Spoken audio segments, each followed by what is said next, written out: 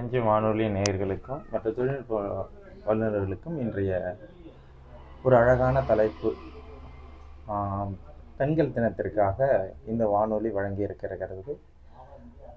பெண்கள் தினத்திற்காக வழங்கப்பட்ட இந்த நிகழ்ச்சி இந்த வானொலி மேலும் கேட்கக்கூடிய அத்தனை நேயர்களுக்கும் என் முதற்கண் வணக்கம். இது மிகப்பெரிய டாபிக். இது தலைப்பிலேயே மிக சிறந்த தலைப்பாக நான் கருதுகிறேன்.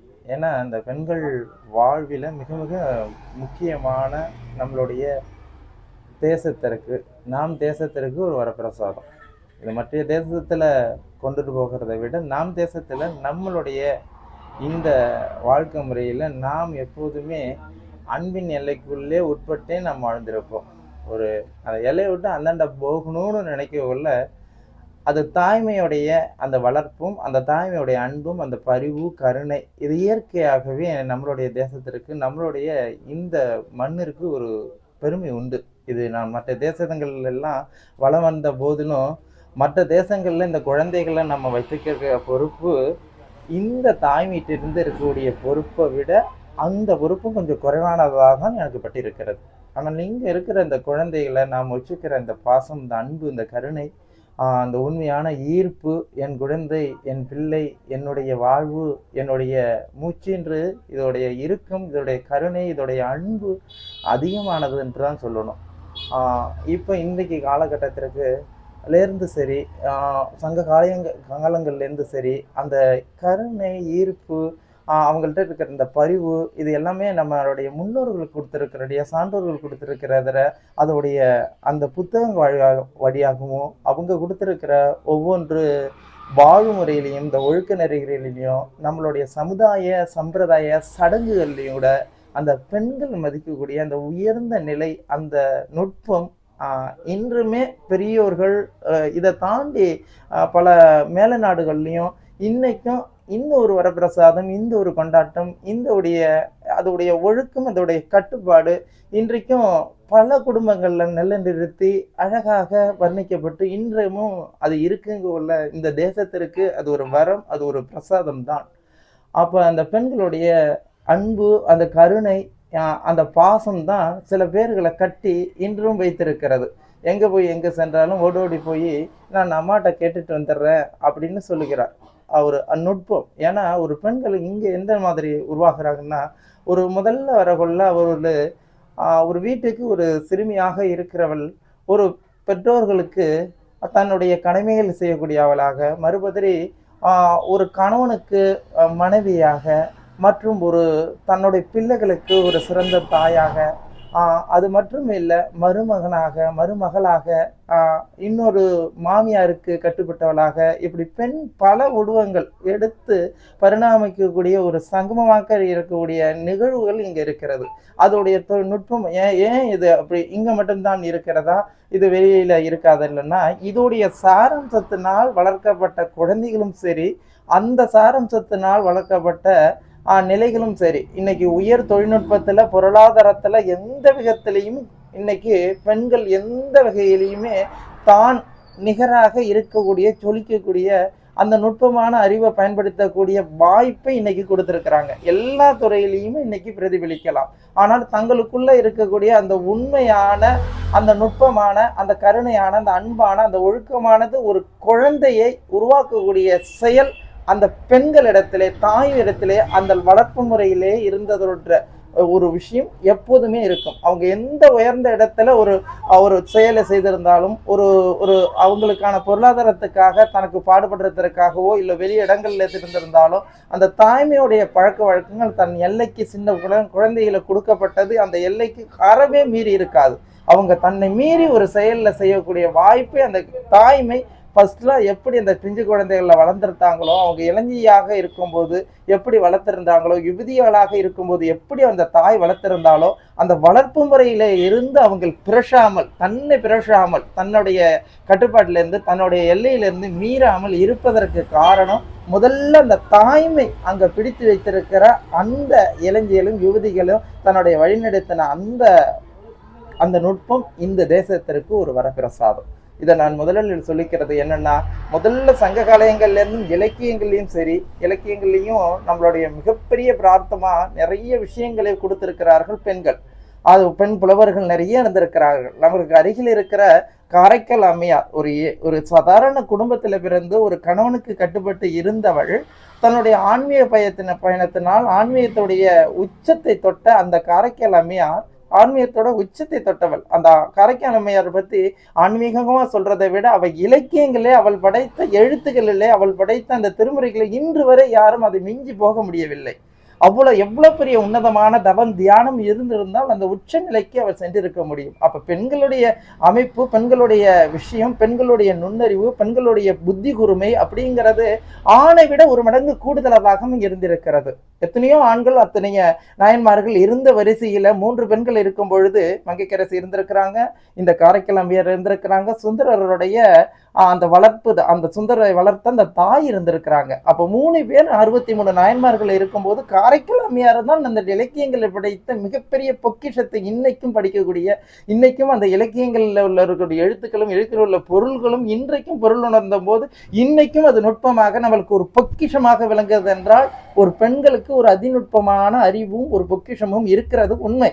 அதை வெளிக்கொண்டருக்கு வந்தவங்க இவர்கள் இருக்கிறார்கள். அது மட்டும் இல்லை, பெண்களுடைய காலங்களில் வெளியில எழும்ப முடியாது, பெண்களால் எதுவும் சாதிக்க முடியாதுங்கிற சமயத்தில் கூட பாலதேவராயன் அப்படிங்கிற ஒரு அரசன் வாழ்ந்த காலத்துல கூட ஒரு பகுதியில அவர் கோயிலுக்கு போகும்போது எல்லாரும் சாதாரண மக்களாக கோயிலுக்கு போகாமல் அந்த அம்மையாரும் கோயிலுக்கு சென்றால் பார்த்தால் வியந்தால் ஒரு பக்கம் மட்டும் கோபுரம் பாதி நிலையிலே கட்டி முடிக்கப்படாத நிலையில இருக்கும் பொழுது அவளுடைய காசு இல்லை, சாதாரணமாக பிச்சை எடுத்து அந்த கோபுரத்தை கட்டினால் இன்றும் திருவண்ணாமலையிலே அந்த அம்மணி அம்மாள் கோபுரம் என்று விளங்கி கொண்டிருக்கிறது. அப்ப பெண்களுடைய உயர்ந்த நிலை என்ன, கருணை என்ன, அவளால் சாதிக்க முடிந்தது என்ன, அது மட்டும் இல்லை, காந்திஜியோடு மிகப்பெரிய நுட்பமாக இருந்த தில்லையாடி வள்ளியம்மாள், அவளை பற்றி சொல்லணும்னா நம்மளுக்கு கண்ணீர் தான் வரும். அவளை கொடுமைகளே சிறைச்சாலையிலே சிறு வயதிலே பெற்று தன்னுடைய வைராக்கியத்தை இந்த தேசத்திற்காக, இந்த தேசம் நுட்பமான சுதந்திர காற்று நாம் இன்று சுவாசிக்கிறதற்கும் அந்த அம்மா ஒரு காரணமாக இருந்திருக்கிறாள். அப்படி என்று ஒவ்வொரு பிரிவிலையும் எனக்கு பெண்கள் ஒரு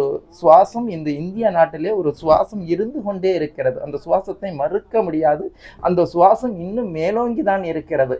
அப்ப பெண்களுடைய பங்கு எல்லா விதத்திலும் இருந்திருக்கு. நம் நாட்டு தேசத்தை ஆண்டக்கூடிய பெண்களாகவும் இருந்திருக்கிறார்கள். அந்த நுட்பங்களை எல்லாம் எடுத்து பார்க்கும்போது பெண்களுக்கான ஒரு பெண்ணாய் இருந்து பெண் ஆட்சி நடத்தும் போது பெண்களுக்கான ஏக உரிமைகளும் கொடுக்கப்பட்டன. இதே மாதிரி நிறைய விஷயங்களை நம்ம இங்க பகிர்ந்த போதும் உள்ளார்ந்த அவங்களுக்குள்ள திறன் வளர்க்கக்கூடிய, இன்னைக்கும் ஆணாதிக்கம் அப்படின்னு சொல்லிடுவாங்க. சில இடங்கள்ல பார்த்தீங்கன்னா இது ஆணாதிக்கமாக இருக்கிறது அப்படி என்று சொல்லிடுவார்கள். ஆனால் இன்று அது கொஞ்சம் கீழாக நிற்கிறது. எப்படி என்று கீழாக நிற்கிறது என்றால் அவளுடைய புத்தி கூர்மைக்கும் அவளுடைய செறிவுக்கும் அவளுடைய அந்த கருணைக்கும் அன்புக்கு முன்னால் அந்த ஆணாதிக்கம் என்கிறது மலிவாக கீழே இறங்கி போய்விடுகிறது.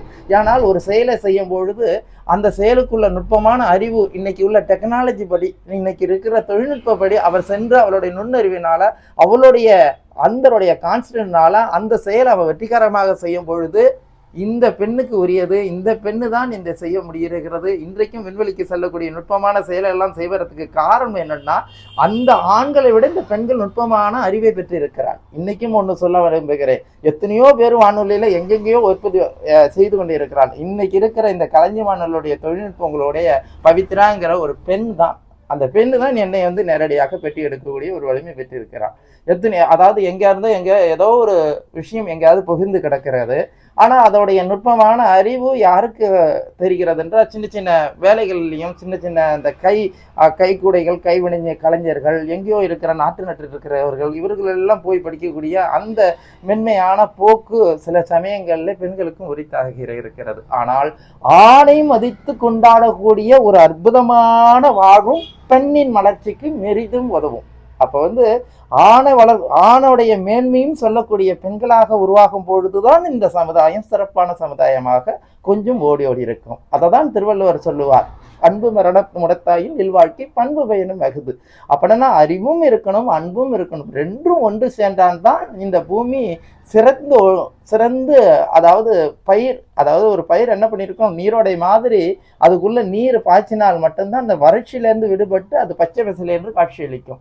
அது மாதிரி தான் உங்க எல்லாருமும். அப்போ வந்து ஆண் அன்பு அரணுங்கிற பொழுது அன்புங்கிறது பெண்ணு, அரணுங்கிறது ஆணை சொல்லுவாங்க. அப்போ 2 பேரும் இணைந்தது தான் இல்வாழ்க்கை என்பார்கள். இந்த உலகத்திற்கும் அதுதான். ஆணை மதிக்கக்கூடிய பெண்ணும் பெண்ணை மதிக்கக்கூடிய ஆணும் இருக்கும் பொழுதுதான் இந்த உலகம் வளர்ச்சி பெற்றதாக அமையும். பெண்களுடைய வளர்ச்சி இன்றைக்கு பார்த்தீங்கன்னா மிகப்பெரிய அற்புதம் இருக்கிறது, மிகப்பெரிய ஆனந்தம் இருக்கிறது. ஆனால் இது எல்லாத்திற்கும் நுட்பமானது. ஆணிடத்திலையும் பெண்ணிடத்திலையும் தன்னை உள்ளார்ந்து தான் இதுதான் யதார்த்தம், இதுதான் வாழ்க்கை, இப்படிதான் இருக்கணும், இப்படிதான் வாழணும், இப்படிதான் வாழும் முறை அப்படிங்களுடைய முன்னோர்களுடைய அனுபவர்களுடைய சான்றோர்களுடைய பழைய கால இலக்கியங்களிலும் சரி ஆன்மீகத்திலும் சரி பெண்களுடைய ஒழுக்கம் கட்டுப்பாடு இது இருந்தால்தான் இந்த சிறந்த பூமி. இந்த தாண்டி அந்தண்ட போயிட்டீங்கன்னா நீங்கள் பொருளாதாரத்தில் இருந்தான வளர்ச்சி பெற்று இருந்தான எப்படி இருந்தாலும் இன்றைக்கு ஆண் வளர்க்கப்பட்டது. ஆண் யாரு மூலம் வளர்க்கப்பட்டால்? தாய்மை மூலம் வளர்க்கப்பட்டால். அப்படி தாய்மையான குடும்பங்கள்ல இருந்து உங்களுக்கு உங்களுடைய பிள்ளைங்களுக்கு அந்த உன்னதமான அந்த நுட்பமான அறிவுபூர்வமான திறனுள்ள தவ வாழ்க்கை யோக முறையில இருக்கிற எந்த பிள்ளைங்களுமே நிச்சயமாக தவறு செய்யாது. இது என்னுடைய கோட்பாடு. நிச்சயமாக நீங்க ஒரு நுட்பமானது பார்க்கும் பொழுது அவருடைய பழைய காலங்களுடைய இலக்கியங்களையும் சரி பழைய கால புராணங்கள்லையும் சரி சொல்லப்படக்கூடிய விஷயங்கள் எந்த புத்தகம்னாலும் எடுத்துக்கங்க. நீங்க பகவத்கீதை எடுத்துக்கங்க, சிவசூத்திரத்தை எடுத்துக்கங்க, குரானை எடுத்துக்கங்க, பைபிள் எடுத்துக்கங்க, எந்த நூலை எடுத்துக்கிட்டீங்கனாலும் உங்கள் ஒழுக்கத்தை அடிப்படையாக கொண்டு உங்களுடைய ஒழுக்கத்தையும் உங்களுடைய உயர்ந்த நிலையும் சுட்டி காட்டுவதாக இருப்பதாக மட்டும்தான் எல்லா வகையான நூல்களும் இருக்கின்றன. அப்ப உள்ளுக்குள்ளே நீங்கள் நுட்பமான சமய இலக்கியங்களையும் சமய புத்தகங்களையும் சமய புராணங்களையும் கொண்டு வந்த முன்னோர்களுடைய நியூஸ், அதாவது அவங்க கொடுக்கக்கூடிய மெசேஜை நீங்க பெற்றால்தான் நீங்க ஒரு கம்பீரமான ஆண்களாக நிற்க முடியும். அப்ப கம்பீரமான ஆண்களாக நிற்கிற பூமியில மட்டும்தான் பெண்களும் சிறப்பு பெற்ற ஒரு கம்பீரமானதுன்னு என்னன்னா, ராமன் ஒரு சின்ன புராணத்தை மட்டும் சொல்லிக்கிறேன். ராமன் இன்றும் ஆடவருடைய திலகராக இருக்கிறார். ராமர் யதார்த்தமாக வீதிகளிலே சென்று கொண்டிருக்கிறார். மாட வீதிகளிலே சும்மா சீதை பெருமாள் நின்று கொண்டிருக்கிறார். கல்யாணம் ஆவதற்கு முன்பு ராமன் இப்ப யதார்த்தையாக சீதையை கண்ணோக்கி இருக்கிறார். சீதையை கண்ணோக்கி இருக்கும் பொழுது சீதை ஆகா சீதை அப்படி என்கிறார். தன்னுடைய மன வளர்ச்சியினால் தன்னுடைய மன முதிர்ச்சி தன்னுடைய மனத்தினால் ஆகா அப்படிங்கிறார். ஆகா என்றால் இந்த பெண் அப்படி என்கிற ஒரு நுட்பமான அவருக்கு ஒரு சின்ன விஷயம் நளினமாயிற்று. ஆகா அப்படின்றார் சீதையை. பார்த்த மாத்திரத்திலே அவருக்குள் மிகப்பெரிய கலக்கம் ஏற்பட்டுருச்சு. ஆகா நிட்டமிலே இந்த பெண்ணை பார்த்து ஆகா நிட்டமிலேன்னு சீதையை பார்த்து சொல்ல வென்ற அடுத்த கணம் அடுத்த நிமிஷம் அடுத்த நொடி அந்த நேரத்திலேயே ராமனுக்கு ஒரு அற்புதமான ஒரு எழுச்சி, அவனுக்குள்ளே ஒரு உத்வேகம், ஒரு ஆசை, ஆர்வம் அப்படியே டக்குன்னு நின்றுச்சு. என்ன ஆகா நம்ம பார்த்தது தவறா இருக்காது, இந்த சீதை நம்மளுக்காக உரியவள். ஏன்னா அவர் சொல்றாரு பாருங்க, இந்த நிகழ்ச்சியை மட்டும் நன்றாக எடுத்துக்கொள்ளுங்கள். இந்த சீதை நிச்சயமாக கல்யாணமானவளாக இருக்க முடியாது, எனக்காக உள்ளவளாக தான் இருக்க முடியும். ஏன் என்று சொல்கிறாரு பாருங்க. என் கண், என் பார்வை, என்னுடைய மனம், என்னுடைய எண்ணம் தவறான வழிக்கு செல்லாது. என்னிடேருந்து ஒதுக்கிற எண்ணமோ என்னோட கிடைக்கிறோடைய செயலோ என்னுடைய மனதோ என்னோட கண்ணோ தவறான வழிக்கு செல்லாது. அப்ப என்னுடைய தவறான எண்ணத்துக்கு செல்லாதுங்கிறது சீதை நம்மளுக்காக உள்ளவள், எனக்காக உள்ளவள் தான், அவன் நிச்சயமாக கல்யாணம் ஆயிருக்க மாட்டான், நம்ம பார்த்தது தவறாக இருக்காது என்று என்னோடிக்க இருக்கிறான். அதனாலதான் இன்றைக்கும் ராமனை ஏன் இப்படி ஆடவருடைய இன்றைக்கு ஒட்டுமொத்த ஆடவனுடைய திலகன்னு சொல்லியிருக்கிறான்னா, இன்றைக்கு ஏடெடுத்தா பார்க்காத அற்புதமான நம்மளுடைய வைப்ரேஷனும் சரி நம்மளுடைய ஆற்றலும் சரி எப்பொழுதுமே தீங்கு செய்யாது. நல்ல மாதிரியாக நல்ல எண்ணங்களோடு நல்ல செயல்களோடு உள்ளுக்குள்ளே உத்வேகம் அப்படி இருந்திருந்தால் உங்களுடைய எண்ணங்கள் தவறாக செல்லாது. அப்புறம் என்றால் ஒரு இடத்துல இருந்து உருவாக்கக்கூடிய மிகப்பெரிய பொறுப்பு தாய்மையாக இருந்தாலும் அதை மதிக்கக்கூடிய ஆண் இருக்கிற பகுதியிலெல்லாம் நான் தாய்மை மலர்ந்திருக்கும் என்று சொல்லி இந்த அற்புதமான வீடியோ எல்லோருக்கும் கொடுத்திருக்கிறேன். நான் குற்றது நினைத்தது நினைந்தது நிகழ்ந்தது அறிந்ததை அங்கங்கே கொடுக்கிறதை எடுத்து உங்களுக்கு கொடுத்திருக்கிறேன். நன்றாக எதுவும் இல்லை, ஏதோ கொடுப்பறத ஒரு துணையோடு கொடுத்திருக்கிறேன். இந்த காணொலி நிறைய பேருக்கு நல்ல விஷயங்களை நினைக்கும். இனிமே அந்த பெண்களுடைய முயற்சி முன்னனுடைய பொருளாதாரம் இந்த வாழ்வுக்கு எப்பொழுதும் ஒரு அங்கமாக இருக்கும் என்பதில் இன்றைக்கும் அது நிலைநாட்டி கொண்டு இந்த பெண்களான தினத்திலே எல்லோ பெண்களுக்கும் இங்கே உலகத்தில் இருக்கிற அனைத்து பெண்களுக்கும் பல தேசங்களிலும் பல நேரங்களிலும் நான் வந்திருக்கிறேன். பல இடங்கள்லையும் பெண்களுடைய அந்த முயற்சி வலிமை இது எல்லாமே அருமையாக இருக்கிறது. எல்லா இடங்கள்லுமே இன்றைக்கு எல்லா எல்லா விஷயங்கள்லையும் சரி அவங்களுடைய நுட்பமான அறிவு இன்றைக்கு ஒரு மிகப்பெரிய உலகத்திற்கு பங்காகவே மாறிவிட்டது. அதனால இன்னைக்கு பெண்கள் பெரிதும் போற்றப்படக்கூடிய நிகழ்வுகளாக இருக்கிறது. சின்ன சின்ன நிகழ்வுகள் அங்கங்கே இருந்ததுன்னா அதை பெண்கள் பாசிட்டிவாக மாற்றக்கூடிய வேலையும் உங்கள் கையில் தான் உள்ளது. அதையும் நீங்கள் மாற்றக்கூடிய அற்புதமான வேலைகளை நீங்கள் செய்வீர்கள் என்று சொல்லி இனி வரும் காலகட்டத்தில் பெண்கள் என்றால் இப்படி அப்படிங்கிற நிலைமை இப்போ வந்துவிட்டது. அது எல்லோருக்கும் ஆனந்தத்தையும் அற்புதத்தையும் தருகிறது. உங்கள் முன் ஒரு மிகப்பெரிய சமுதாயமும் பலமும் ஒரு வலிமையான வாழ்க்கையும் உங்கள் கையில் உள்ளது. அது ஆண்களின் அற்புதமான மனநிலையை பொறுத்து உங்களுடைய மனநிலையும் ஒன்று சேரும் பொழுது இந்த வாழ்வு மலர்ந்ததாக மாறுகிறது என்று சொல்லி உங்களிலிருந்து விடைபெறுகிறேன். நன்றி, வணக்கம்.